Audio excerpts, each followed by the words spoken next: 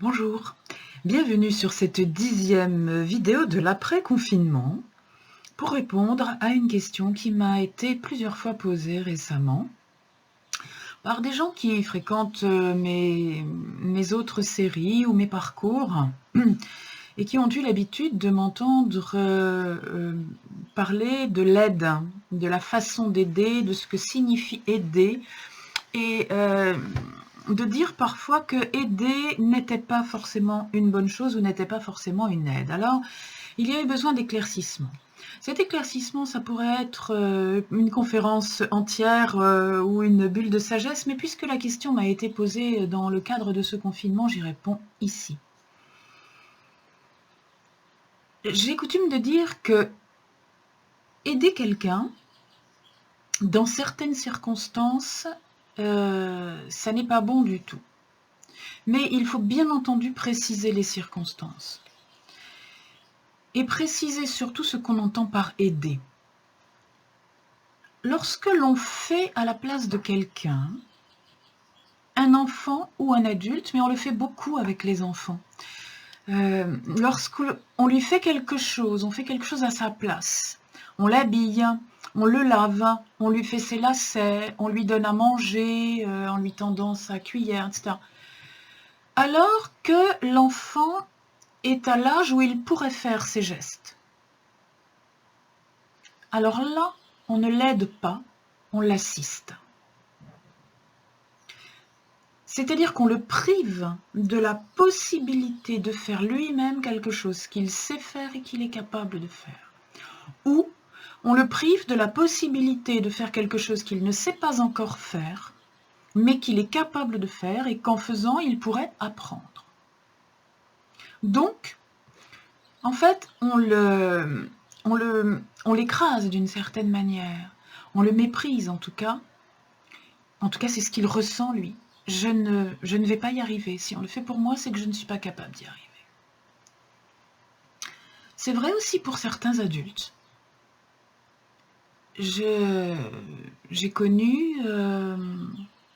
quelques exemples en tête de personnes surprotectrices, de maris par exemple, surprotecteurs, qui en sont violents.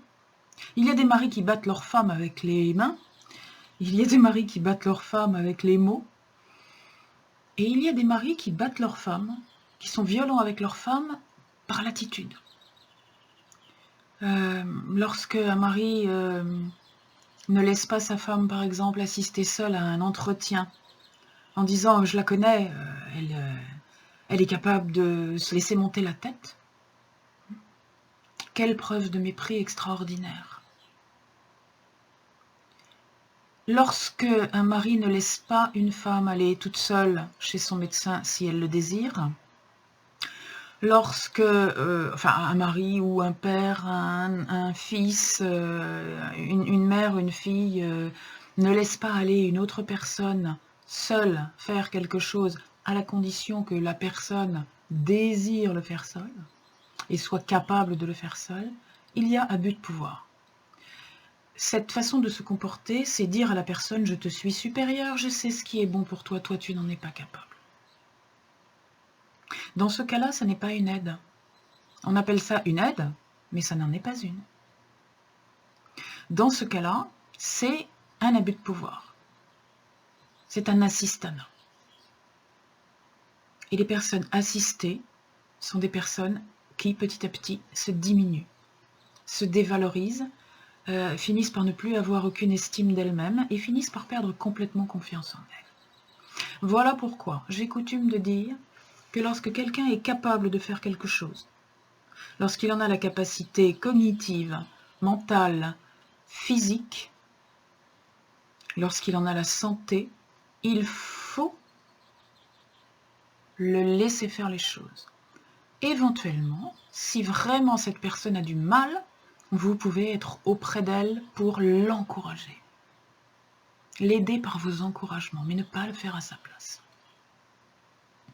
Voilà dans quel contexte je dis que aider n'est pas une aide. Ce que l'on croit être une aide n'en est pas une.